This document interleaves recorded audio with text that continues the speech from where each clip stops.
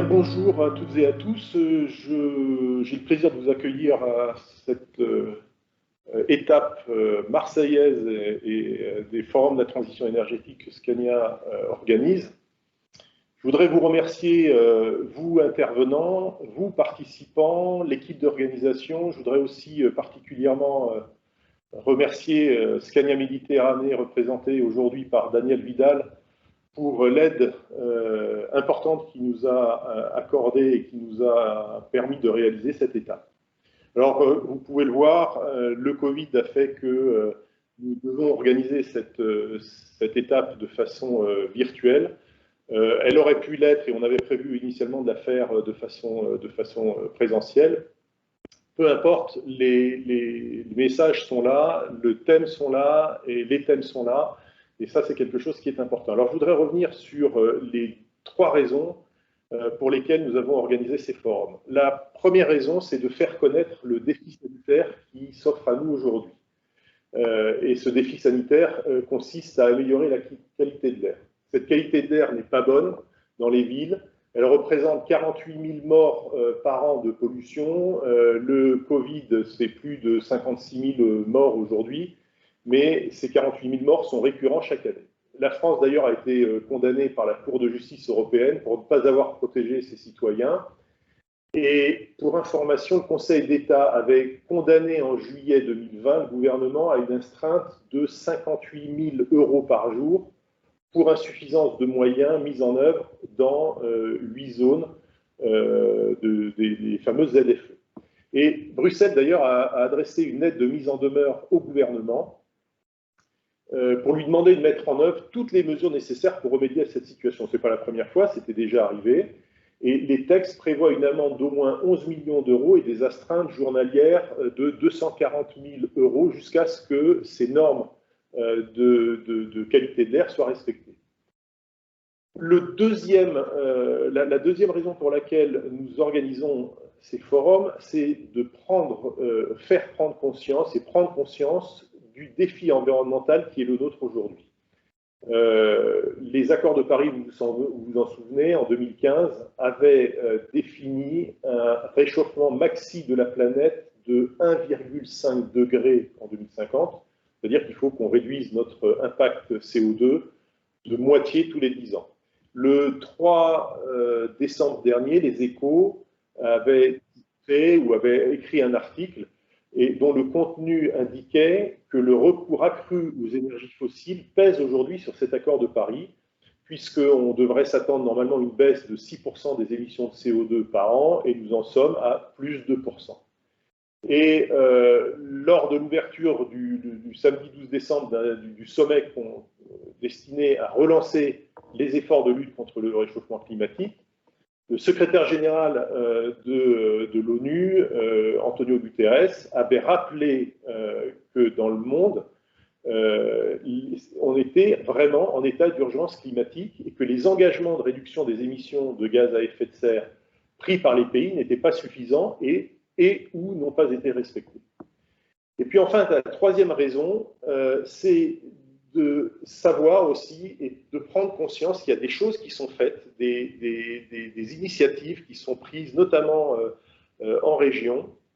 Et l'idée, c'est de donner la parole justement à ces régions pour connaître ces initiatives locales vers des mobilités plus vertueuses. Et enfin, évidemment, c'est l'importance des échanges pour co-construire ces solutions avec ce que nous pouvons proposer, nous, en tant que constructeurs, avec les énergéticiens, avec les utilisateurs et avec les élus pour que nous puissions répondre à ces enjeux.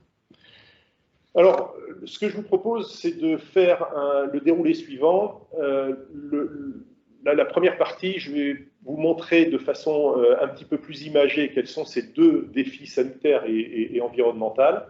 Et ensuite, nous aurons nos intervenants qui échangeront sur 2 thèmes. Le premier thème, ce sera de faire un état des lieux des actions concrètes en matière de transition énergétique dans les transports routiers, alors bien sûr qu'ils soient marchandises ou voyageurs, dans nos territoires et en région aujourd'hui. Le deuxième thème, ce sera plus consacré au plan de relance, pour savoir un petit peu quelles sont les innovations pour construire cette mobilité durable en région PACA. Et puis, je terminerai par faire une petite revue succincte mais complète des solutions techniques que nous pouvons proposer aujourd'hui de manière à réduire les émissions de CO2 jusqu'à 90%. Il n'y a pas besoin d'attendre aujourd'hui des techniques miracles. Nous avons déjà les possibilités et les outils pour réduire ces émissions de CO2. Alors, je voudrais accueillir parmi nous aujourd'hui Madame Axel Astourit. Vous êtes responsable marketing et innovation chez Transdev Sud, PACA, c'est bien ça? Bonjour, oui, c'est ça. Très bien. Je voudrais accueillir aussi Monsieur François-Michel Lambert, qui est député des Bouches-du-Rhône et président fondateur de l'Institut national de l'économie circulaire. Monsieur Lambert arrivera un petit peu plus tard. Et enfin, Jean-Marc Zulesi, qui est député des Bouches-du-Rhône, membre de la commission développement durable et de l'aménagement du territoire et coprésident de France Mobilité. Bonjour. Bonjour Monsieur Zulesi, bienvenue. Bonjour et un grand merci pour l'invitation. Merci à vous surtout de venir nous rejoindre. Je suis directeur du marketing, de la communication et des affaires publiques chez Scania France et je vais commencer par vous faire un petit état des lieux ou un état de l'art de ce que sont les deux défis principaux qui s'offrent à nous aujourd'hui. Alors d'abord, il est urgent de savoir que le monde aujourd'hui est en fait, il y a trois grandes tendances qui sont en train de se présenter à nous. La première, c'est l'urbanisation. En 1950, en milieu urbain dans le monde, vivaient 751 millions d'habitants. Aujourd'hui, nous sommes 4,2 milliards à habiter en ville, c'est-à-dire un habitant sur deux. Et en 2050, nous serons 6,7 milliards, c'est-à-dire 7 habitants sur 10. Deuxième tendance globale mondiale, c'est le développement durable. Nous sommes ici pour en parler. Et d'ailleurs, il n'y a pas une journée sans que les informations ou la communication qui peut être faite autour du développement durable nous parviennent. Et enfin, la troisième grande tendance, c'est la digitalisation qu'on peut percevoir tous les jours. Plus près de nous dans nos activités, trois grandes tendances aussi. La connectivité des véhicules. Aujourd'hui, nous avons plus de 400 000 camions, autocars et autobus qui sont connectés et qui, toutes les 10 minutes, renvoient dans un data lake, ce qu'on appelle un data lake, un grand serveur en Suède notamment, des données d'exploitation qui nous permettent d'affiner les chaînes cinématiques, savoir comment sont utilisés les véhicules, de manière à pouvoir les optimiser. Deuxième grande tendance, c'est l'électrification. Scania a lancé il y a 1 an le premier bus électrique que nous allons proposer et présenter à la presse demain, à la presse française. Ce véhicule aussi sera présenté aux différentes agglomérations au courant des mois de janvier et de février. Et nous avons lancé il y a quelques semaines le premier camion électrique. Et enfin, troisième tendance, ce sont les véhicules autonomes. Les autocars, les autobus et les camions n'y échappent pas. Des expérimentations sont en cours, vont être mises en place dans les mois qui viennent sur différentes liaisons européennes et même dans d'autres pays à travers le monde. Alors, je voudrais vous montrer ce graphe qui est particulièrement intéressant. Ce graphe concerne l'évolution des normes Euro. Et on parle ici du défi sanitaire. En fait, vous pouvez regarder sur l'axe horizontal, en 1990, apparaît la première norme Euro. Et vous voyez que cette norme ces normes Euro se proposent de limiter et de contraindre 4 grands types de gaz, d'émissions. Ce sont les oxydes d'azote, ce sont les hydrocarbures, c'est le monoxyde de carbone et ce sont les particules. Donc ces composés sont régis par les normes Euro. Et en 1990, vous pouvez voir que seuls 3 d'entre eux étaient contraints. Les particules n'étaient pas contraintes, c'est-à-dire qu'on pouvait émettre autant de particules qu'on le souhaitait et en fait, il n'y avait aucune contrainte. À l'extrême droite de cet axe horizontal, la norme Euro 6 aujourd'hui, contraint l'ensemble de ces trois composés. Et il faut savoir que le coût économique de la pollution de l'air, pour vous donner une idée, sur Paris, c'est 3,5 milliards d'euros par an. Ça représente à peu près 1 600 euros par habitant. Donc on voit l'urgence et la nécessité absolue de limiter les émissions des véhicules. Le passage de la norme Euro 5 à la norme Euro 6 a coûté à Scania 1 milliard d'euros de recherche et développement et à chaque client environ 10 000 euros de primes sur l'achat du véhicule. De primes, j'entends de coûts supplémentaires sur l'achat du véhicule. En même temps, si vous regardez la norme Euro 1 par rapport à la norme Euro 6, les particules et les oxydes d'azote ont été réduits de 95%. Et quand on regarde simplement le passage d'Euro 5 à Euro 6, les particules ont en fait été réduites de 50% et les oxydes d'azote de 80%.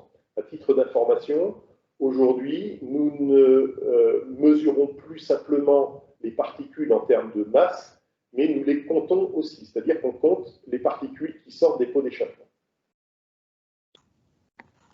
Ça, c'est pour le défi sanitaire. Aujourd'hui, tous les véhicules que nous sortons depuis 2014, alors 2013 c'était les nouveaux types, 2014 l'ensemble des véhicules, doivent être conformes à cette norme Euro 6.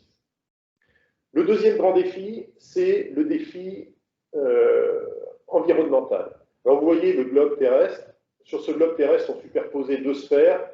Une sphère qui se veut représenter l'air disponible à la surface de la Terre et l'autre, la sphère bleue, correspond à l'eau disponible. Alors c'était le cas il y a des siècles, c'est toujours le cas aujourd'hui et ce sera encore le cas dans les siècles à venir. La vraie question qu'il faut se poser, c'est de savoir comment nous allons utiliser ces deux ressources. Alors pour vous donner un petit exemple du défi, de ce qui est en train de se passer, on peut regarder ce graphe. Ce graphe montre trois gaz, le dioxyde de carbone, le CO2, le méthane, CH4, et le protoxyde d'azote, le NO2. Et vous voyez que depuis 1750, ce sont des progressions absolument exponentielles de ces deux gaz qui sont constatées. Et en fait, ces gaz ont un impact direct et important sur le réchauffement de la planète. Alors, une autre façon de l'imager, c'est la façon suivante. Vous avez ici une rue, alors il se trouve que c'est une rue de New York, dans laquelle on voit un certain nombre de sphères. Ces sphères représentent 1 tonne de CO2 émis à la fois par le transport, par le chauffage, par l'industrie. Voilà, c'est ce qu'une ville comme New York rejette. Voilà cette sphère représentant 1 tonne de CO2. Si on regarde ce qui est à l'échelle de cette ville rejeté en une journée, voilà ce qu'on peut constater. Et si maintenant on regarde ce qui est rejeté à l'échelle d'une année, voilà ce qu'on voit. Alors c'est très imagé bien entendu, mais ça vous permet d'appréhender un petit peu quels sont les défis et le défi majeur qui se présente à nous quand on multiplie et qu'on duplique cette représentation sur l'ensemble des villes à travers le monde. On s'aperçoit qu'en fait le défi est colossal. Alors, on en avait parlé, les accords de Paris, c'est limité à plus 1,5 degré le réchauffement climatique, le réchauffement de la planète en 2050, c'est-à-dire qu'il va falloir que nous réduisions, nous, pays industrialisés, nos émissions de CO2 de l'ordre de 80%. Sur l'axe horizontal, aucune indication, il s'agit néanmoins des pays, des différents pays à travers le monde. On peut s'apercevoir que vers la gauche, ce sont les pays qui émettent le plus de CO2, donc les pays industrialisés. Vers la droite, ceux qui émettent le moins de CO2, probablement les pays en voie de développement. Sur l'axe vertical, on voit les valeurs des émissions de CO2 en tonnes par habitant. Aujourd'hui, la moyenne mondiale est de l'ordre de 5 tonnes par habitant. Et si on veut atteindre les objectifs de l'accord de Paris de 2015, il va falloir que la moyenne mondiale baisse et que le scénario de 1,5 degré des pays industrialisés se trouve au niveau de la courbe rouge, ce qui signifie en fait qu'il faudrait que nous, pays industrialisés, émettions à l'horizon 2050 aussi peu de CO2 qu'un pays comme le Zimbabwe actuellement. Et donc, c'est à la fois simple à dire, compliqué à mettre en place, même si nous avons les outils pour ça. Il nous faut réduire de 50% notre empreinte carbone tous les 10 ans. Alors, pour le faire, il y a 3 leviers possibles. Le premier levier, c'est le levier de l'efficacité énergétique. Alors, on peut apprendre, par exemple, aux conducteurs à mieux conduire les véhicules. On peut optimiser les spécifications des véhicules, à éviter d'avoir des véhicules trop lourds ou avec des moteurs trop puissants ou qui soient mal configurés. On peut optimiser aussi les programmes de maintenance pour éviter, par exemple, de surentretenir les véhicules. Deuxième levier possible, ce sont les transports intelligents et sûrs. Par exemple, il s'agit ici de véhicules connectés, on en a parlé tout à l'heure, de communiquer avec ces véhicules, notamment, par exemple, et ça rejoint aussi la communication et la connexion des véhicules pour s'assurer que ces véhicules transportent des marchandises et soient le plus souvent chargés et non pas à vide, avec des transports à vide. Et puis enfin, il y a le géofencing qui permet de baliser aussi les itinéraires. On a toute la partie GPS qu'on connaît bien et toute cette interaction directe avec la chaîne logistique. Et enfin, le troisième levier possible, c'est celui des carburants alternatifs. Et c'est ce dernier point que je souhaiterais que nous développions aujourd'hui. Ce sont donc ces carburants alternatifs et l'électrification. Et il y a quelques jours, les constructeurs européens de camions, à travers la CEA, qui est donc l'Association des constructeurs européens d'automobiles, ont conclu que d'ici 2040, tous les nouveaux camions vendus devront fonctionner avec des solutions sans fossiles, justement pour permettre l'atteinte de la neutralité carbone d'ici 2050. Je souhaiterais donc que nous abordions la première table ronde, qui est celle des initiatives et des actions qui sont prises en matière de transition énergétique, à la fois dans les transports routiers de marchandises et de voyageurs, et dans les territoires. Je voudrais, monsieur le député Zulesi, commencer avec vous en vous posant cette première question. Vous avez été responsable de la LOM, donc de la loi d'orientation des mobilités, pour le groupe majoritaire à l'Assemblée nationale. J'aimerais savoir quel est votre regard sur cette loi phare du quinquennat, un an après sa promulgation. Merci beaucoup pour cette question et merci de parler de cette loi d'orientation des mobilités qui est un enjeu essentiel, non seulement pour le développement durable, mais aussi pour l'aménagement du territoire. Cette loi d'orientation des mobilités, elle a pour volonté non seulement de pouvoir améliorer l'organisation de la mobilité sur nos territoires, en offrant cette possibilité d'adapter l'offre de transport à la réalité du terrain. Elle a une volonté aussi de pouvoir, et je crois que vous l'avez bien rappelé dans votre introduction, mais de mettre au cœur de la réflexion le sujet de la mobilité verte, des transitions écologiques. Et donc, cette loi d'orientation des mobilités a permis de lancer dès à présent cette dynamique autour d'un transport décarboné. Cette loi d'orientation des mobilités, c'est aussi cette possibilité de faire entrer l'innovation à travers l'expérimentation, notamment autour du véhicule autonome, dans la sphère très dense de la mobilité. Et puis enfin, cette loi d'orientation des mobilités, c'était aussi l'occasion de pouvoir travailler sur des sujets comme la sécurité dans les transports, mais aussi des sujets importants sur notamment l'avenir de la mobilité sur la régulation des drones. Voilà. Au bout d'un an, et c'est aussi le rôle du parlementaire de s'assurer de ce que j'appelle moi le service après-vote, c'est-à-dire être en capacité d'être sûr que la volonté du législateur est respectée sur le terrain. je suis assez fier de constater que les premiers résultats arrivent sur le terrain, notamment à travers le forfait mobilité durable, à travers un certain nombre de primes à la conversion qui nous permettent d'assurer cette transition écologique. Mais ma volonté, c'est que ça aille plus vite, que ça aille plus fort, parce que cette loi d'orientation des mobilités, elle est ambitieuse et nous l'attendons dans les territoires. Donc, les mois à venir s'annoncent des mois propices à la mobilité, propices au développement de cette loi d'orientation des mobilités, malgré la crise sanitaire, et en rappelant aussi qu'on a un plan de relance qui est assez ambitieux, qui met la mobilité au cœur de cette relance économique tant attendue par nos concitoyens. D'accord, merci beaucoup. Madame Astourik, je voudrais savoir, en tant que Transdev est un opérateur global de mobilité, en votre qualité de responsable marketing et innovation, comment est-ce que vous agissez concrètement en Réunion PACA sur le sujet de la transformation et de la transition énergétique du parc roulant et par rapport aux services que vous pouvez offrir aux différentes collectivités?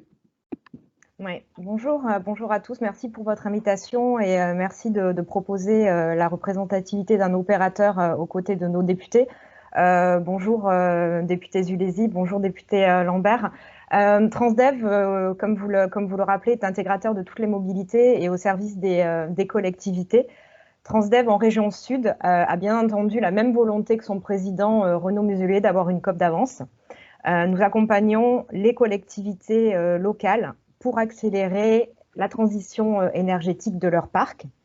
Et nous déployons progressivement avec eux, à leur côté, des flottes performantes, responsables et durables via des énergies alternatives que vous avez citées tout à l'heure, comme l'électrique, l'hybride, le bioéthanol et bientôt, et de plus en plus, nous allons certainement y revenir, l'hydrogène.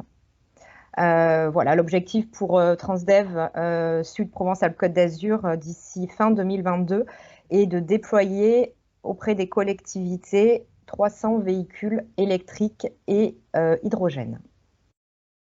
Avec la région, pour donner quelques exemples concrets, en tant qu'opérateur, nous avons fait le pari des premières lignes électriques, une première européenne, longue distance, donc les lignes express régionales avec la région Sud Provence-Alpes-Côte d'Azur, qui sont des lignes 100% électriques, qui sont aujourd'hui un vrai succès, qui ont trouvé leur public dans la région. Sur l'aéroport de Nice également, nous avons proposé des navettes qui relient les parkings et les différents terminaux, qui sont également des bus entièrement électriques. Et nous avons ainsi accompagné l'aéroport Nice-Côte d'Azur dans son objectif de décarbonation. Et enfin, également, au cours de l'année 2019, à Manosque, en partenariat avec la Banque des Territoires, dont nous sommes filiales, nous avons imaginé, dans le cadre de la délégation de services publics, un montage innovant pour financer un dépôt vert et une partie de la flotte au GNV. Donc vous voyez bien que sur chaque dossier, auprès des collectivités, dans le cadre de consultation et d'accompagnement, nous posons systématiquement la question environnementale et proposons des solutions adaptées à la spécificité de chaque territoire pour aller tous dans le même objectif et l'accélération de la transition énergétique. Effectivement, c'est ce qu'on voit. Je vous remercie de ces détails. Monsieur le député Lambert, je vous salue, on n'avait pas eu le temps de le faire jusqu'à maintenant. Je voudrais savoir, il y a 5 ans après la ratification des accords de Paris, quel bilan est-ce qu'on peut dresser des actions qui sont mises en place en faveur de la transition énergétique, dans les transports bien entendu, et bon, peut-être dans le transport de marchandises, parce que je sais que vous avez une grande expérience en termes de logistique. En gros, est-ce qu'on en fait assez? Est-ce qu'on est sur la bonne voie ou est-ce qu'il tout reste à construire? La technologie, elle est absolument indispensable. Elle permet d'atteindre certains objectifs, mais qui peut croire qu'il n'y a pas nécessité de remettre en cause les modèles dans lesquels nous sommes inscrits. Donc, je salue mon ami et collègue Jean-Marc Zulesi, qui fait un travail extraordinaire sur la question de la mobilité et qui a pu faire bouger des lignes, notamment sur les mobilités douces, sur lesquelles il y a incontestablement des transformations même de la façon de se déplacer. Donc, on change de mode, on revoit complètement notre approche. Mais il n'y a pas de réflexion de fond sur ce qui génère, puisqu'on est sur le transport, ce qui génère le transport. On a trop tendance, et je respecte évidemment toutes les entreprises qui sont des transporteurs ou concernés par le transport, mais on a trop tendance à croire que c'est une filière économique en soi. Non, c'est une filière de support à l'économie, de support à la société. Mais ce n'est pas une filière qui a comme vocation à répondre à la consommation. Je m'explique. La filière transport, elle permet évidemment de nous déplacer, nous, personnes, ou de déplacer des marchandises. Mais la question première, elle est quel est le besoin de déplacement? Quel est le besoin de mobilité? Quel est le besoin de transporter des marchandises? Pourquoi elles se transportent? Pourquoi nous allons d'un point A à un point B? Pourquoi une marchandise va d'une origine à une destination? Est-ce qu'il n'y a pas nécessité de remettre tout ceci en cause? Et je vais donner deux exemples. D'abord, dans le transport des personnes, il n'y a pas, pour une grande partie de nos concitoyens, un plaisir matinal, parfois très matinal, à prendre la voiture, le transport en commun pour aller au travail. Même si c'est dans une très belle voiture, dans de très bonnes conditions, même si parfois ça peut être un déplacement à vélo, ce n'est pas forcément un plaisir et de se retrouver, qui plus est, dans des bâtiments qui ne sont peut-être pas les plus sympathiques pour travailler. Ce que je veux dire à travers là, c'est que repenser notre aménagement du territoire, repenser notre modèle de société, et notamment à l'aune de ce que la crise Covid a révélé, c'est la possibilité de basculer une partie notable des emplois en télétravail, partiel ou total, hein, est absolument nécessaire absolument nécessaire de poser cette question. Je m'embrouille un peu. Absolument nécessaire de poser cette question. Nous devons complètement revoir la croissance inéluctable des déplacements en France. Je le dis pourquoi? Pour deux raisons. C'est que, une, si on veut atteindre les objectifs, ça ne sera pas que par des réponses technologiques. Et de deux, c'est que la France est un pays en croissance démographique très importante. 200 000 nouveaux habitants par an entre les décès et les naissances. Or, année 2020, ça fait qu'au bout de 5 ans, ça fait 1 million, plus que la ville de Marseille. C'est-à-dire entre 2017 et 2022, le temps d'un mandat présidentiel ou d'un mandat de député, eh bien, la France aura pris plus d'habitants, aura accueilli plus d'habitants, accueilli au sens naissance, hein, je ne parle pas de l'immigration, a accueilli plus d'habitants que la ville de Marseille. Et sachant que les statistiques montrent que chaque Français a 3 déplacements quotidiens, en forme d'un déplacement à pied à des déplacements en voiture, on voit bien qu'on a une croissance permanente de la pression des besoins de déplacement. Et c'est sur ce que nous avons travaillé. Donc, moi, je le dis, oui, nous devons ouvrir tous les champs du possible, mais nous devons ouvrir deux autres champs.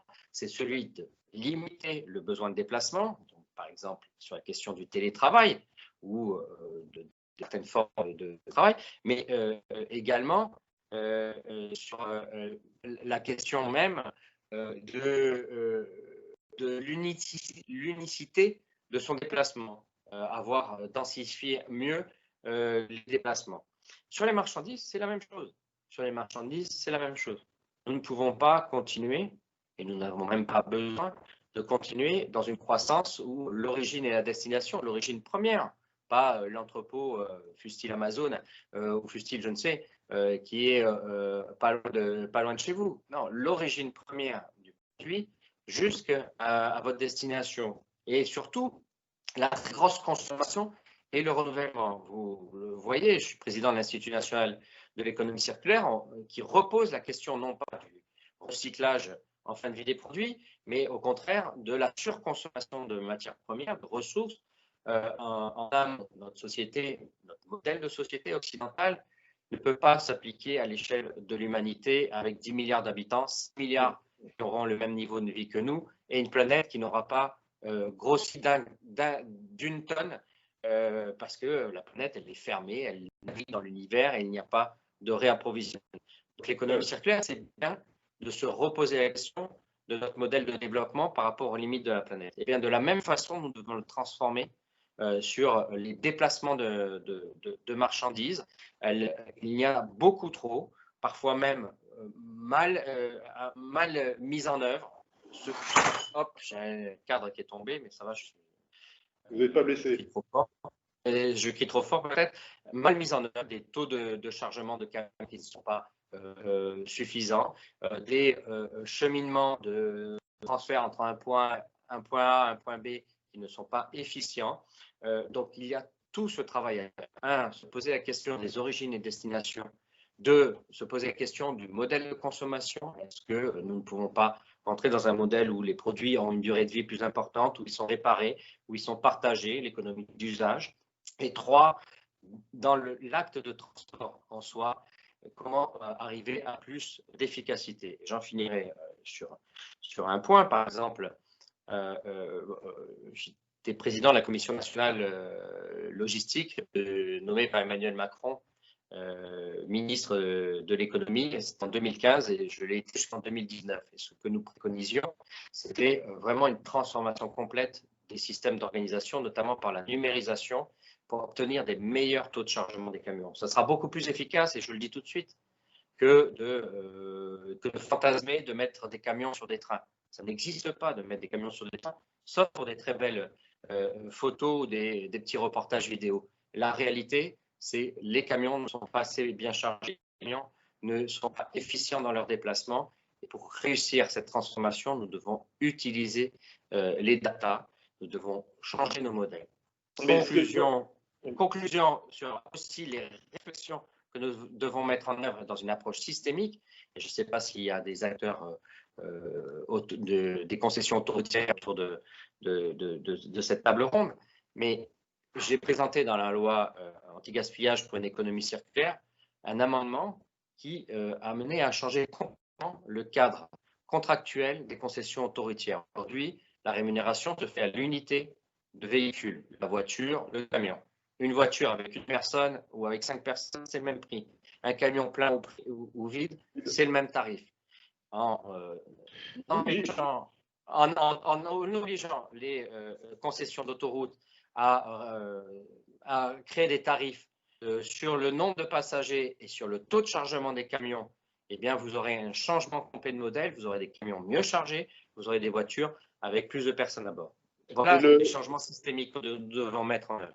Absolument. Et ce qui est intéressant dans vos propos, c'est la place du transport et repenser aussi la nécessité de faire appel à du transport. J'ai toujours été surpris d'ailleurs sur les sites internet, quand vous commandez un objet, on vous dit souvent le transport gratuit. Non, le transport n'est pas gratuit, ou la livraison n'est pas gratuite, elle est offerte. Et elle n'est pas gratuite parce qu'elle a un coût réel et elle a un coût induit par les externalités négatives qu'elle peut produire.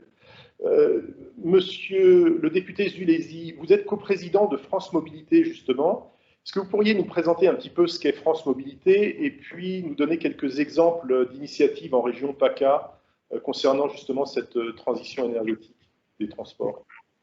Bien sûr, et à mon tour de saluer, parce que je ne savais pas qu'il était arrivé lorsque vous m'avez donné la parole tout à l'heure, François-Michel Lambert, qui apporte énormément à des jeunes parlementaires comme je suis, par son expérience et par son expertise. Et je crois qu'à travers son propos introductif, il a pu montrer une nouvelle fois l'étendue de ses compétences. Donc, merci à toi, François-Michel, de continuer à faire vivre ces sujets-là de logistique, de transport, mais aussi d'économie circulaire.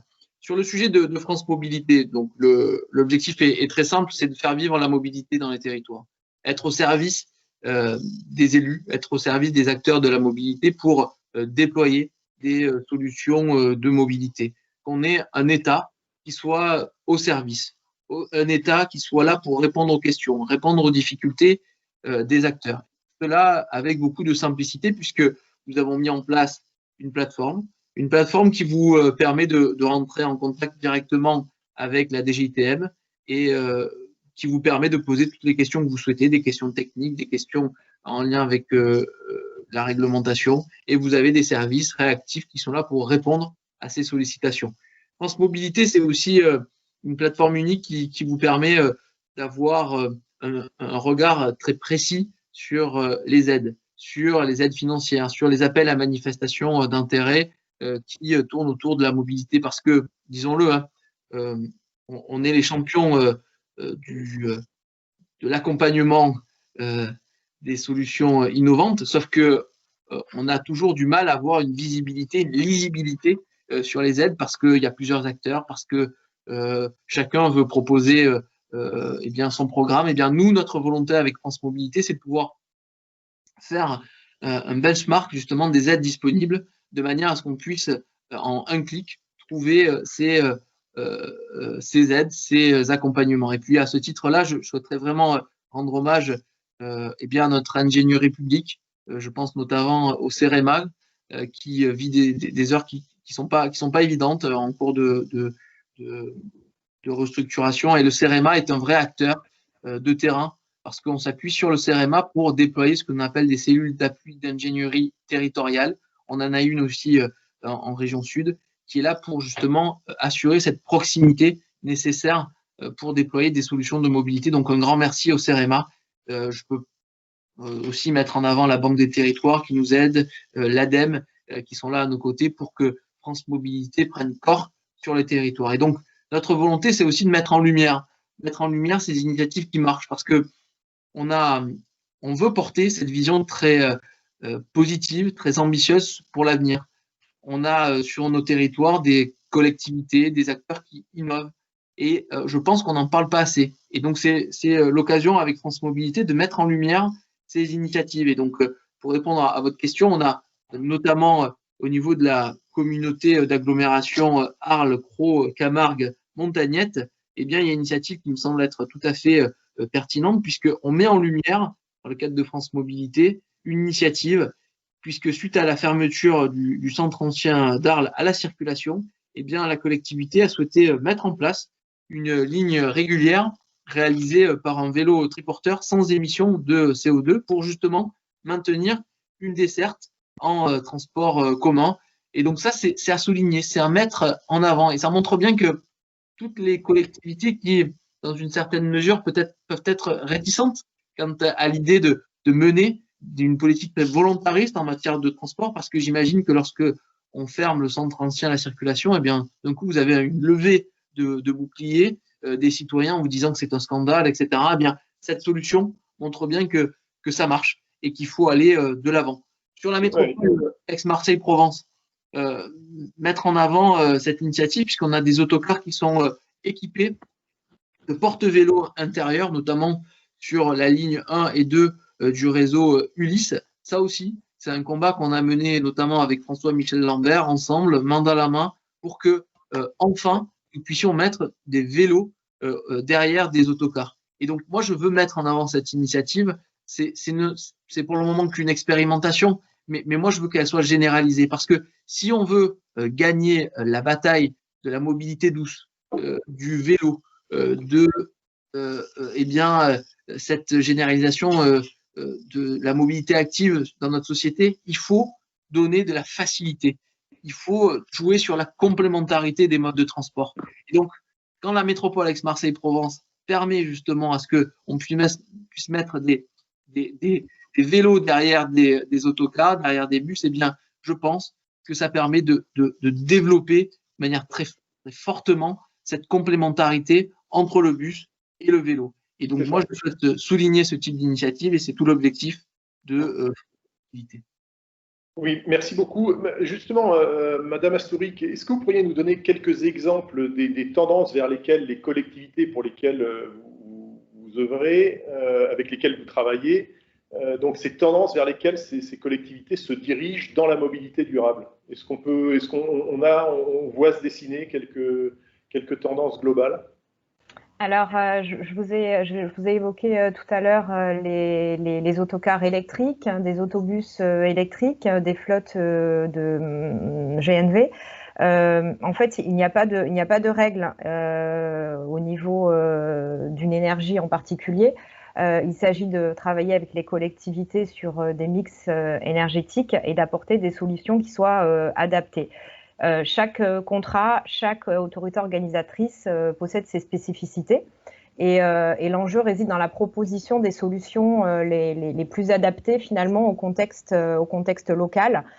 Toutes les énergies ont leur spécificité en termes d'impact environnemental, sur la pollution locale et sur les contraintes également d'exploitation et bien sûr les coûts. Il n'y a pas une énergie gagnante finalement, il y a vraiment un mix énergétique à prendre en compte et il faut adapter nos réflexions avec les collectivités, tous les acteurs et les parties prenantes suivant les territoires. Et en matière de zéro émission, il n'existe pas aujourd'hui une solution universelle et d'où la difficulté et l'évidente collaboration de l'ensemble des acteurs sur les territoires impulsés par nos députés que je remercie encore sur ces solutions. Je rebondis simplement effectivement sur la plateforme France Mobilité puisque c'est dans le cadre des innovations, c'est une plateforme que Transdev suit. Et en région Sud, nous avons effectivement les 2 projets référencés qui sont opérés avec des collectivités pour lesquelles Transdev est opérateur, qu'a souligné Jean-Marc Zulesi, et qui sont en plus a fortiori très intéressantes puisque relatives à des mobilités douces et actives. Certains diraient que l'électrique en termes de véhicules serait plus présent sur du centre urbain ou des courtes distances, ne serait-ce que par l'autonomie. Cependant, les autocars sur les lignes express régionales de la région sont un contre-exemple et que le GNV serait un petit peu plus dans les stratégies au niveau de la métropole sur des plus longues distances. Mais honnêtement, on ne peut pas affirmer de règles. On espère simplement tous que les mix énergétiques vont fonctionner et que ce sont les meilleurs choix qui seront faits en collaboration des constructeurs, des opérateurs et des collectivités et adaptés surtout à chaque territoire. Ça, merci. Donc, en fait, on comprend bien, il existe des techniques, il y a des technologies, il y a des usages aussi qui vont changer. Ils nécessitent évidemment d'être accompagnés. C'est la raison pour laquelle je vous propose de passer sur le 2e thème de notre forum, qui est celui des plans de relance. Il ne vous aura pas échappé qu'il y a quelques jours, 2 jours exactement, le gouvernement a annoncé 100 millions d'euros du plan de relance qui serait dédié à l'achat de camions ou d'autocars ou d'autobus électriques à hydrogène avec des aides pouvant arriver à atteindre 50 000 euros pour un camion, 30 000 euros pour un autobus ou un autocar électrique ou hydrogène, auxquels se cumulent aussi les effets de suramortissement. Monsieur Zulesi, comment est-ce que le plan de relance soutiendra-t-il concrètement les acteurs économiques et industriels qui travaillent en faveur justement d'une mobilité décarbonée? Bon, il y a plusieurs créneaux pour justement déployer ce plan de relance en région Sud. Ce qu'il faut savoir, c'est que ce plan de relance, c'est 100 milliards d'euros. 100 milliards d'euros, dont 30 milliards d'euros sont basés sur la transition écologique, sur la transition des modes de transport notamment, puisque n'oublions pas qu'il y a 5 milliards d'euros qui vont spécialement dans la mobilité et dans la mobilité verte. On a 2 créneaux qui nous permettent justement de déployer ce plan de relance. On a le premier avec des sous-préfets à la relance qui ont été nommés, et donc avec notamment François-Michel Lambert, on est là pour faire remonter un certain nombre de projets, puisqu'on a un comité de suivi qui est là pour challenger les services de l'État permettant de tenir compte des spécificités de nos circonscriptions. Donc, on est là à la manœuvre pour que, notamment en matière de mobilité, à la fois des projets de territoire, mais aussi une volonté d'innover puisse être entendue au niveau de l'État. Et puis, il y a un deuxième créneau, c'est le sujet des CPER, du lien avec la région. Vous le savez, les régions jouent un rôle essentiel à la fois en matière d'économie, mais aussi en matière de mobilité, en matière de transport. Elles sont notamment à la manœuvre sur le plan ferroviaire, mais aussi sur le transport de passagers par autocar. Et donc, ce titre-là, les régions vont être aussi un maillon essentiel dans le cadre justement de ce plan de relance. Et d'ailleurs, le Premier ministre doit signer une convention directement avec le président de région, encore cet après-midi à Toulon, il me semble. Bon, je crois que le déplacement est un peu revu, est un peu déplacé en raison de la crise sanitaire et parce que le Premier ministre serait qu'un contact. Mais une chose est sûre, c'est que la volonté de déployer ce plan de relance au plus proche des régions est une volonté forte de la part du gouvernement. Une volonté que nous avons aussi parce que ce plan de relance, il nous donne l'opportunité de venir financer la transition écologique. Et donc, c'est à nous, en tant que parlementaires, proches des territoires, comme nous le sommes avec François-Michel Lambert, d'être un peu cet agent de développement de nos circonscriptions pour faire remonter ces projets de territoire essentiels à la dynamique de relance voulue par le président de la République et par le gouvernement de Jean Castex. Merci. Monsieur Lambert, justement, Jean-Marc Gélisy parlait justement de ce plan de relance qui va aussi être un apport sur la transition énergétique. Vous êtes un expert en termes de logistique, puisque vous avez pendant longtemps occupé des postes à responsabilité dans ce domaine-là.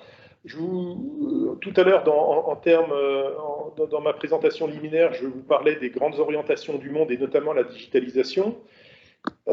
Comment est-ce qu'on pourrait imaginer le rôle de la data dans les années à venir pour innover justement dans cette filière de transport et notamment dans la partie logistique?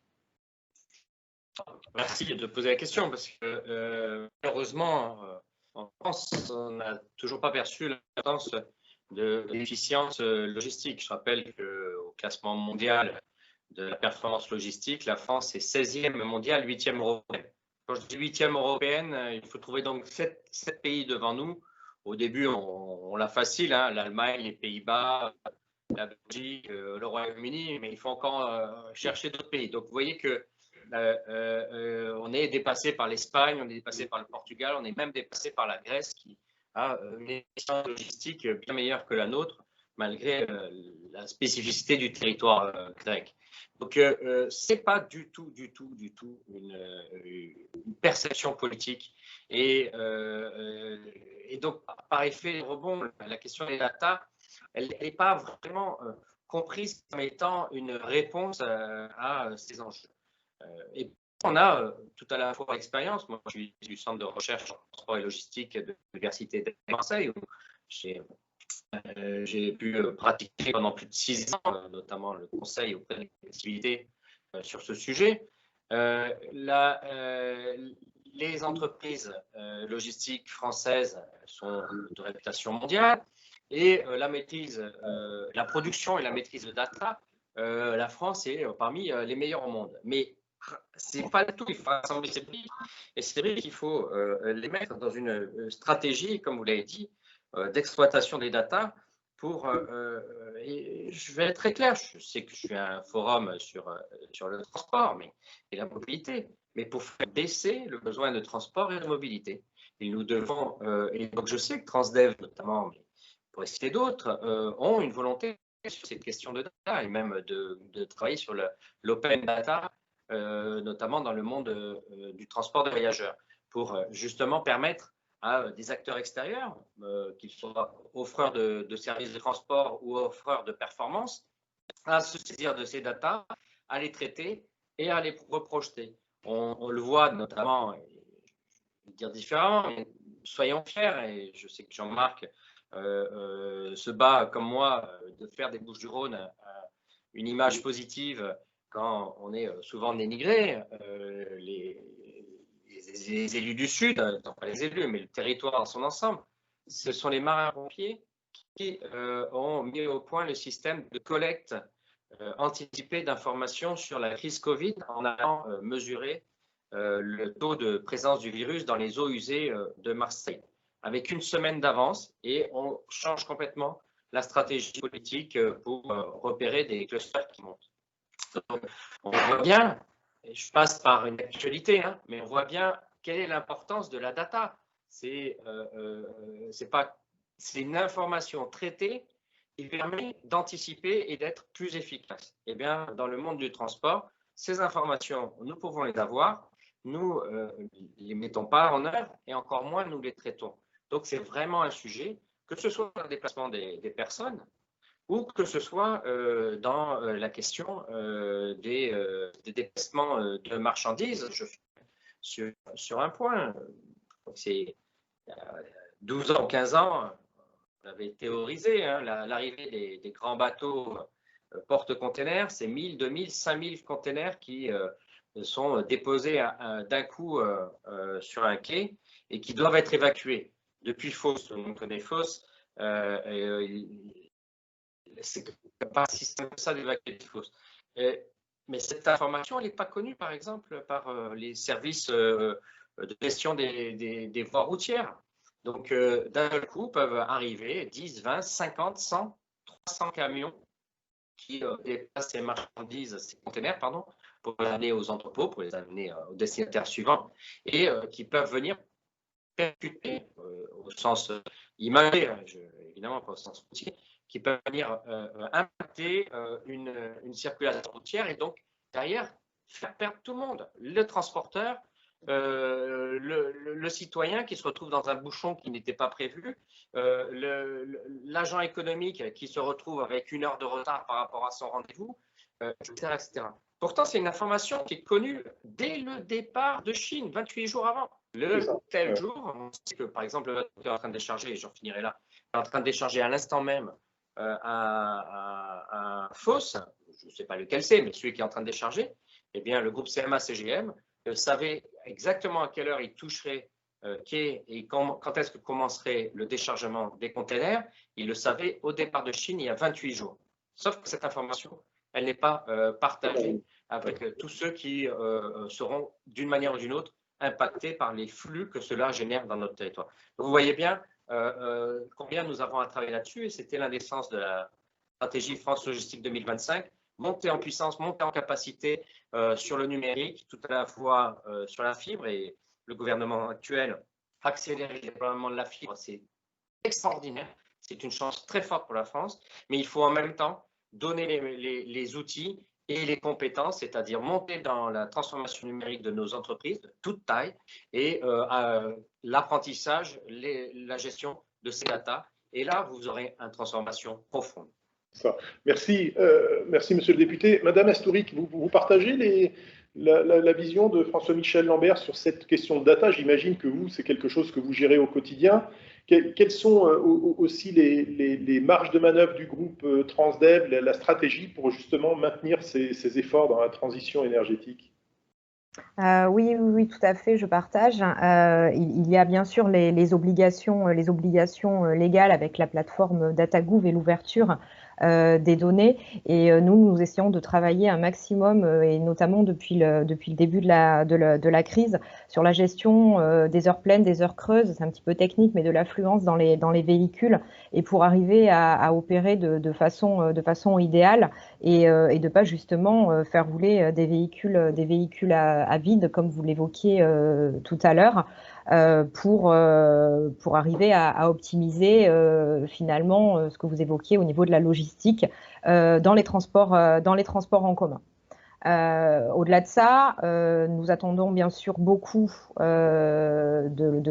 plan de relance que vous avez évoqué tout à l'heure, sachant que bien sûr la crise a freiné l'ensemble des investissements, que les véhicules propres ont un coût, bien sûr, comme tout le monde le sait, supérieur à un autobus ou un autocar thermique à l'heure actuelle, hein, qui a à peu près un coût de 250 000 euros.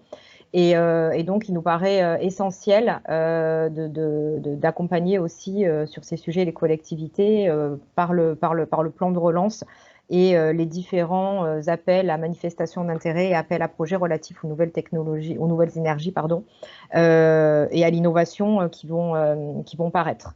Et la data participe bien sûr aussi à accompagner toutes ces problématiques. Merci. Monsieur le député Zuilesi, la commande publique va être évidemment un levier important dans cette relance. D'après vous, quelles sont les innovations énergétiques dans les mobilités qu'il sera possible d'attendre dans les années à venir? Bon, vous avez raison de dire à quel point la commande publique est un levier essentiel pour justement assurer bien que localement la transition puisse se réaliser.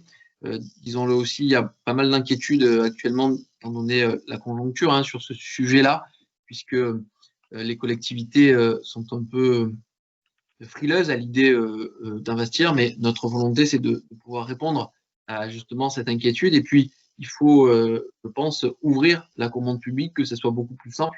Ça a été d'ailleurs une proposition que France Mobilité a portée, puisque nous avons été entendus lorsqu'il a fallu notamment lever les verrous des marchés de gré à gré pour des marchés innovants jusqu'à 100 000 euros, ce qui permet justement d'avancer, ce qui permet de faire rentrer des jeunes entrepreneurs sur le marché de cette commande publique et offrir des perspectives justement de développement de ces enjeux-là. En matière d'innovation énergétique dans les mobilités, je crois qu'on a une occasion unique de pouvoir sortir de cette énergie décarbonée.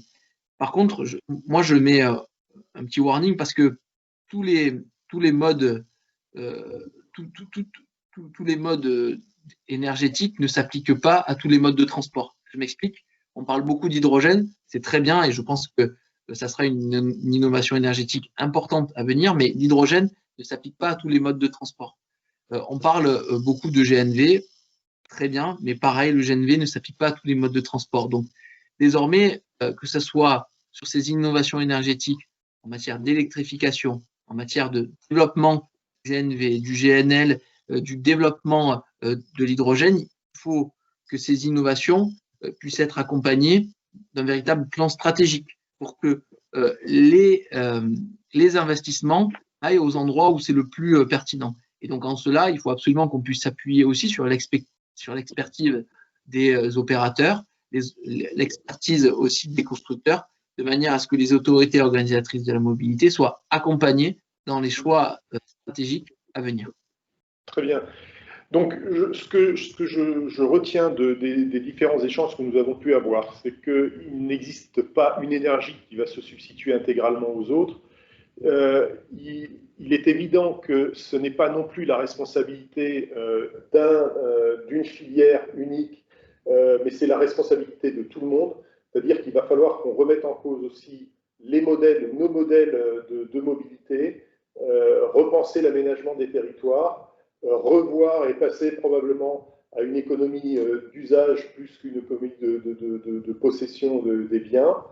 Il faut faire vivre la mobilité dans les territoires qui nécessite indubitablement un accompagnement. Et vous l'avez dit, monsieur le député, en guise de conclusion, qu'il y a un mix énergétique, que ce mix énergétique est nécessaire, notamment quant à la possibilité d'un circuit court, d'un approvisionnement, d'un usage différent des véhicules notamment et de cette mobilité à laquelle on fait référence. Je voudrais vous remercier, Madame Astoric, Monsieur le député Lambert, Monsieur le député Zulesi, infiniment pour les apports que vous avez pu faire pendant le temps que nous avons passé ensemble. Si vous le souhaitez, je vous conseille de rester connecté. Nous allons en profiter maintenant pour faire un petit tour rapide mais succinct des différentes solutions que nous proposons pour décarboner sans attendre des nouvelles technologies certes promettrices mais qui nécessitent encore une mise au point, donc de pouvoir décarboner jusqu'à 90% par rapport au diesel. Voilà, merci en tout cas pour votre participation et j'espère que vous allez rester encore un moment avec nous. Alors, je vous propose de passer tout de suite à la partie plus produit. Pour laquelle on va faire un petit état des lieux des solutions que nous pouvons proposer dès aujourd'hui. Alors, la première solution concerne le gaz naturel comprimé. Le gaz naturel, c'est donc la fameuse molécule CH4. Nous proposons donc à la fois pour les camions, les autocars et les autobus, des motorisations en gaz compressé. Pour les camions, il y a 3 puissances disponibles, 280, 340 et 410 chevaux. Pour les cars et bus, ce sont 280 et 320 chevaux. Alors, il faut savoir que ce gaz naturel comprimé, quand il est d'origine fossile, permet de réduire par rapport au diesel ou au gasoil qu'on utilise traditionnellement sur nos moteurs, les émissions de CO2 de l'ordre de 10 à 15% maximum. Bien entendu, l'effet le plus important sur les rejets ou l'impact sur l'environnement, c'est l'utilisation de biogaz, de biométhane, qui lui permet d'arriver à des niveaux de l'ordre de 90% de réduction de CO2, et c'est déjà le cas aujourd'hui. D'ailleurs, l'intégralité des autobus que nous vendons depuis 2 ans maintenant aux collectivités sont des autobus qui fonctionnent avec des énergies alternatives. Nous ne vendons plus de véhicules de transport en commun urbain utilisant de l'énergie fossile, en tout cas du diesel. Les spécifications, alors vous les voyez, c'est un petit peu technique, mais sur les tracteurs, aujourd'hui, ce sont des empattements, des configurations d'essieux en 4.2. Sur les porteurs, vous voyez des configurations un petit peu plus larges, et d'ailleurs, on peut aussi proposer jusqu'à des malaxeurs à béton qui peuvent utiliser le moteur au GNC, donc au gaz naturel comprimé, à la fois pour la translation du véhicule, mais aussi pour entraîner la toupie à béton. Et puis, vous voyez qu'au niveau des autocars et des autobus, qu'ils soient urbains ou interurbains, ce sont toutes les configurations d'essieux qui sont disponibles. Alors, voilà quelques exemples d'applications. Vous voyez les autobus qui tournent, par exemple, à Colmar, sur le réseau Trace. Vous avez à Grenoble aussi, mais il y a d'autres municipalités qui les utilisent, ou d'autres agglomérations. Ce ne sont ici que quelques exemples. Et vous voyez qu'au niveau des camions, je vous citais l'exemple d'un 8.4 étoile 4, un malaxeur qui, lui, utilise un moteur au gaz. D'ailleurs, il est important de noter aussi, et ça on en a peu parlé, mais c'est l'impact sur le bruit, puisque ces véhicules sont à peu près 2 fois moins bruyants qu'un véhicule diesel traditionnel, ce qui est un atout considérable, notamment pour les opérations en centre-ville. Le corollaire du gaz comprimé, c'est le gaz liquéfié, donc le gaz naturel liquéfié. Alors, ce gaz, au lieu d'être stocké sur le camion aux alentours de 300 bars, aujourd'hui, on peut le stocker à moins 160 degrés sur des réservoirs qui permettent en fait de réduire la taille de la molécule d'environ 600 fois. Donc, on augmente la capacité d'opération, l'autonomie des véhicules. Et on retrouve exactement ici, vous voyez, au niveau des camions, les mêmes puissances disponibles que nous les avions pour le gaz comprimé.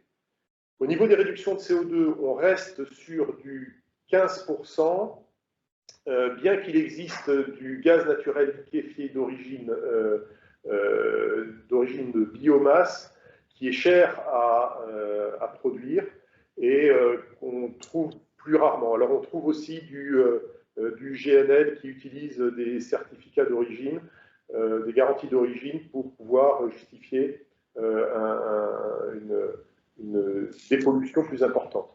À la fois le gaz comprimé et le gaz liquéfié sont des moteurs éligibles à la vignette critère numéro 1 et qui sont éligibles aussi au suramortissement en place jusqu'au 31 décembre 2024. Les configurations, les voilà.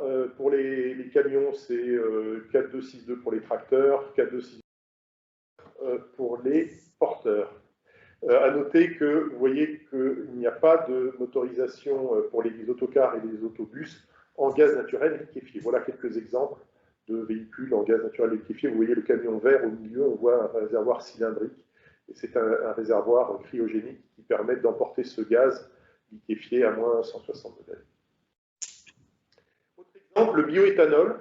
Alors, vous l'avez ici, ED95, il s'agit d'un carburant qui est issu de la biomasse aussi, alors soit on le trouve à partir, on le produit à partir de résidus vinyliticoles, par exemple les marcs de raisin, ou alors à partir de la mélasse de betterave. Quand on fait le sucre, on récupère une partie de ces déchets, de ces résidus, et on en fait un éthanol. À cet éthanol qui est différent, il est légèrement différent de l'éthanol qu'on connaît pour les voitures, hein, qui s'appelle E85. Celui-là est un éthanol hydraté et dans lequel on rajoute 5% d'un adjuvant qui permet de le rendre compatible avec un cycle à allumage par compression.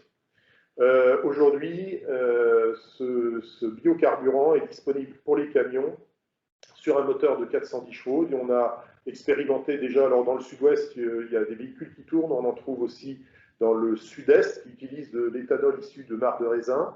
On l'a testé aussi dans la région nord, à partir dans des campagnes de betteraves, par exemple, et quelques véhicules vont être livrés, notamment par la concession de Strasbourg dans les mois qui viennent.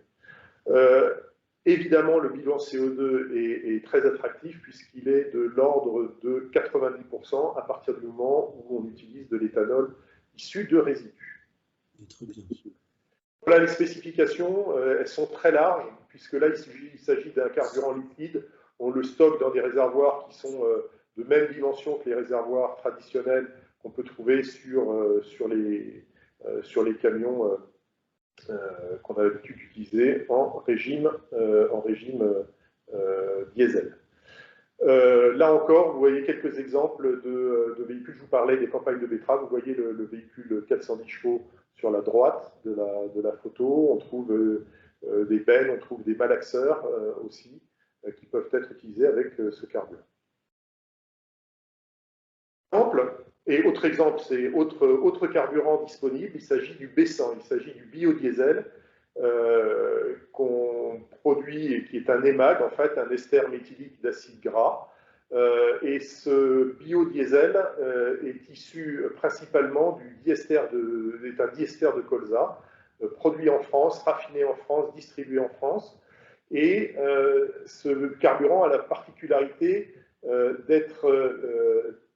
de pouvoir être éligible par une très large gamme de puissance que nous proposons. Vous les voyez pour les camions, par exemple, sur la gauche. Hein, on a des 250, 280, 320, 360, 410, 450 et 590.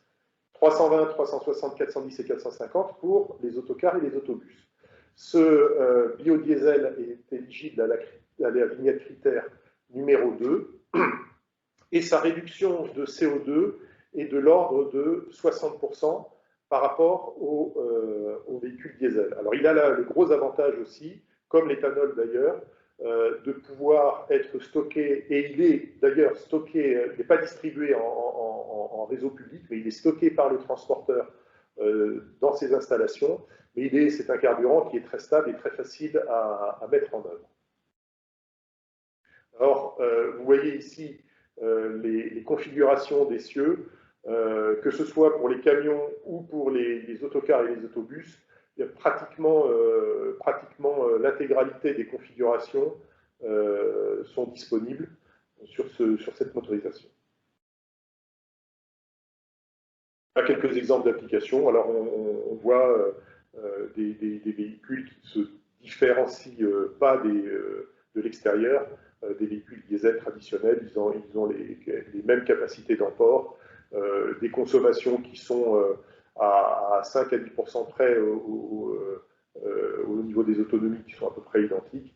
Et donc, on est ici sur des véhicules tout à fait classiques dans leur carrossage et dans leur utilisation. Alors, un autre carburant dont on entend peu parler, en tout cas pour l'instant, et on entend peut-être un petit peu plus parler dans la presse et concernant l'origine de ces carburants, il s'agit du XTL ou du HVO. C'est un gasoil de synthèse qui est obtenu à partir de la biomasse. On casse les molécules, on garde les molécules, on élimine les molécules qu'on ne souhaite pas garder, on reconstitue ce carburant pour en faire un diesel de synthèse.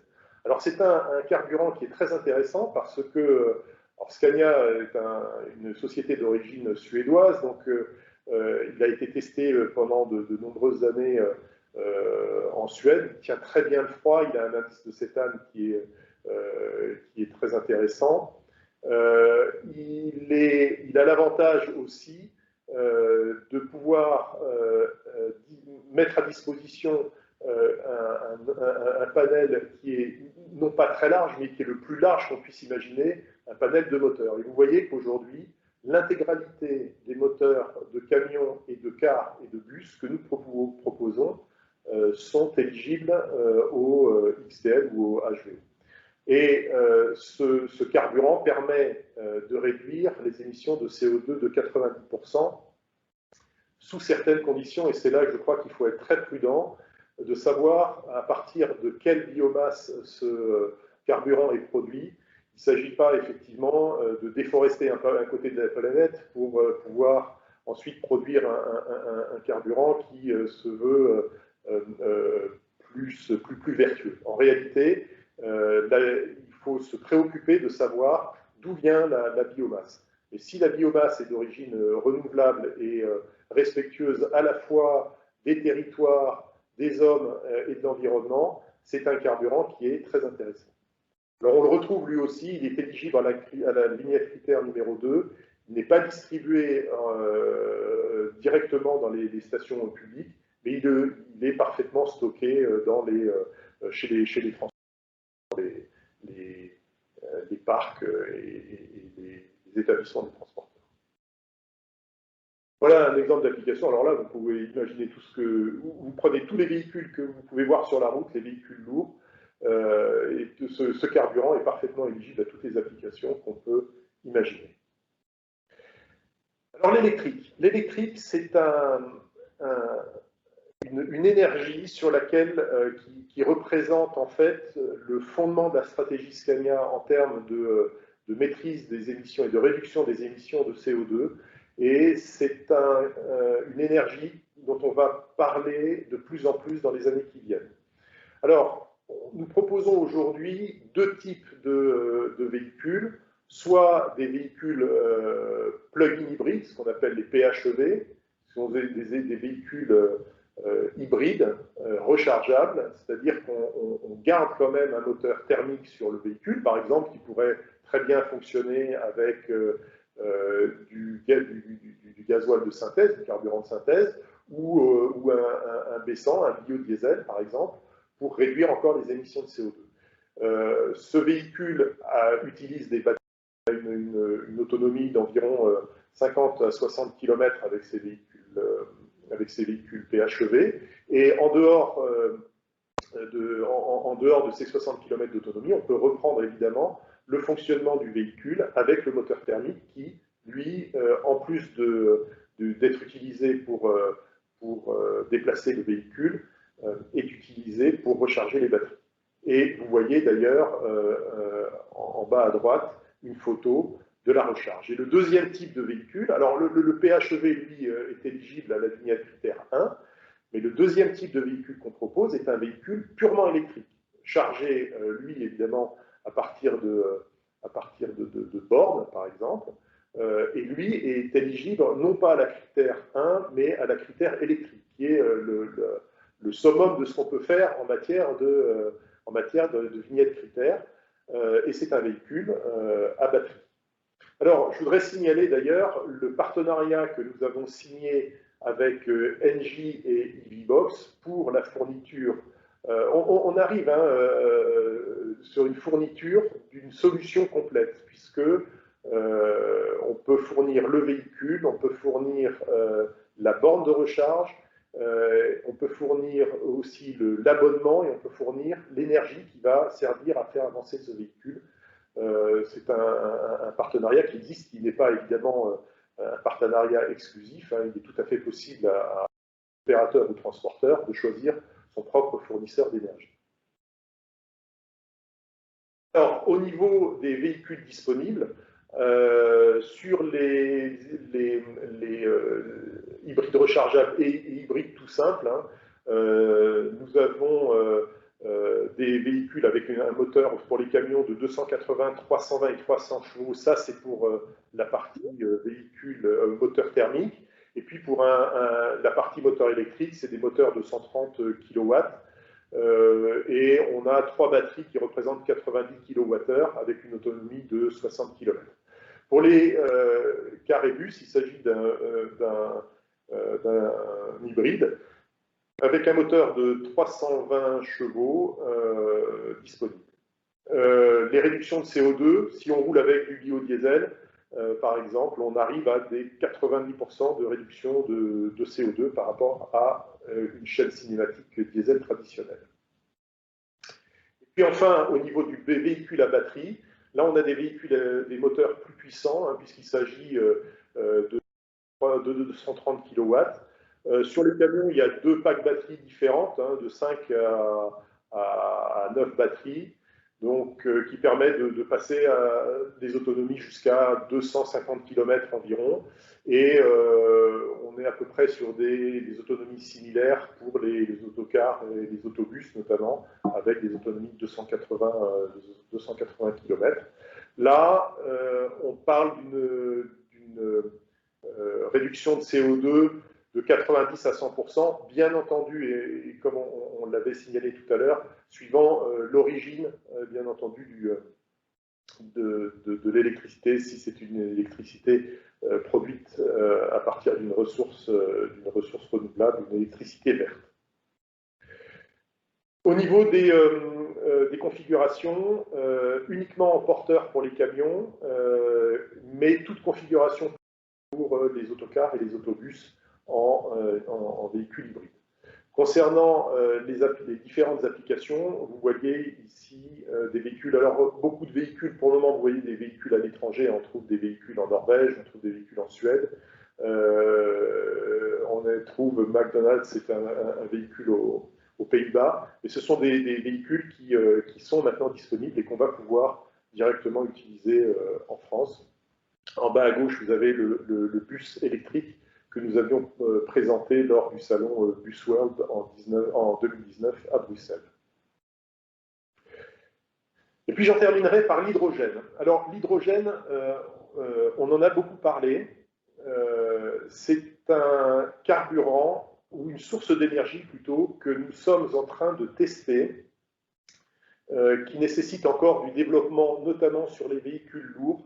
Vous voyez ici un exemple d'un projet, d'un test qui est fait. Alors, il y en a 2 en ce moment, deux projets qui sont menés conjointement. Un projet à Göteborg sur 2 bennes à ordures ménagères, et puis ce projet en Norvège chez un client qui s'appelle ASKO avec 3 véhicules. On a toujours le moteur électrique, hein, puisque c'est une pile à combustible qui se trouve sur le véhicule. Ce véhicule est mu par un moteur de 290 kW. On a des batteries, on a une pile à combustible et on a des réservoirs à hydrogène, ou un réservoir à hydrogène qui permet d'emmener 33 kg d'hydrogène à 350 bars. Dans les voitures, c'est environ 700 bars. Là, pour les camions, pour le moment, nous sommes à 350 bars et on peut espérer une autonomie d'environ 500 km.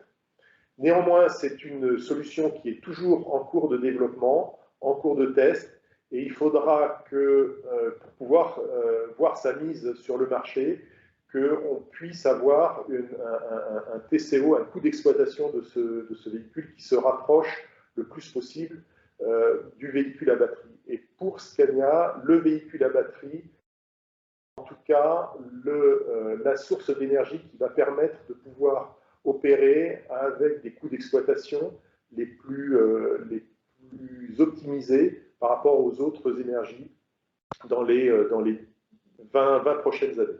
L'hydrogène étant à voir en tant que ce qu'on appelle un range extender, c'est-à-dire une capacité de pouvoir augmenter l'autonomie des véhicules. Et c'est une solution qui est en cours de développement. Alors, je voudrais faire un petit rappel sur le réseau Scania, parce que mettre ces énergies à disposition des opérateurs et des transporteurs, c'est aussi avoir recours à un réseau qui permet la mise en place de ces véhicules, l'entretien de ces véhicules, la fourniture de pièces de rechange, l'adaptation si nécessaire. Nous avons un réseau qui est formé, constitué d'à peu près 100 points à travers la France. Les techniciens sont régulièrement formés aux techniques actuelles, bien entendu, mais surtout et sur les énergies à venir.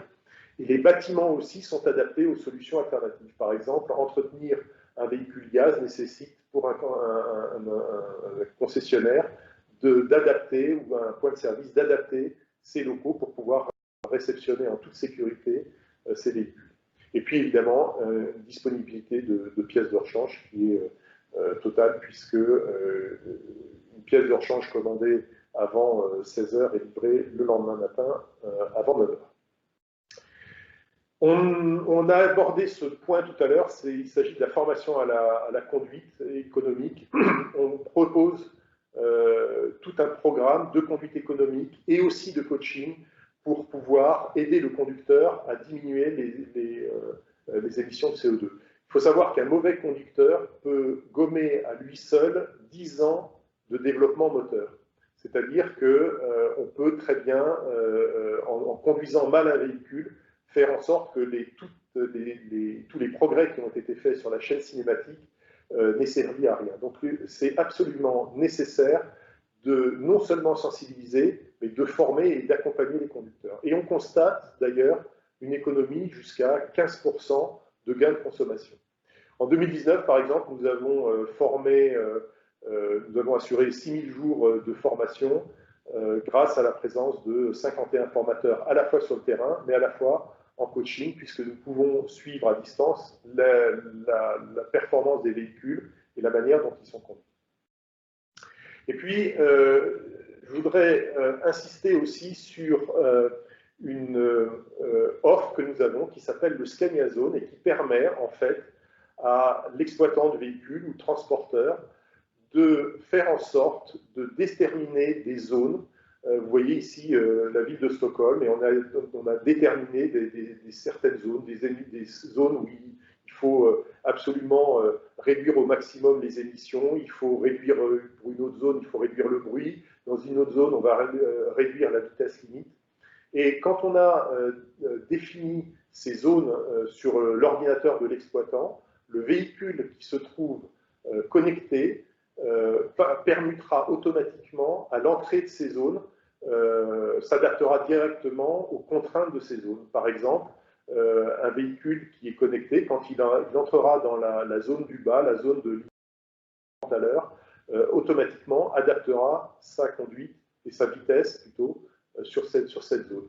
Quand on a par exemple un véhicule sur la zone de droite qui rentrera dans une zone à faible émission sonore, eh bien, permettra, dans le cas d'un PHEV, par exemple d'un hybride rechargeable, permettra directement en mode électrique.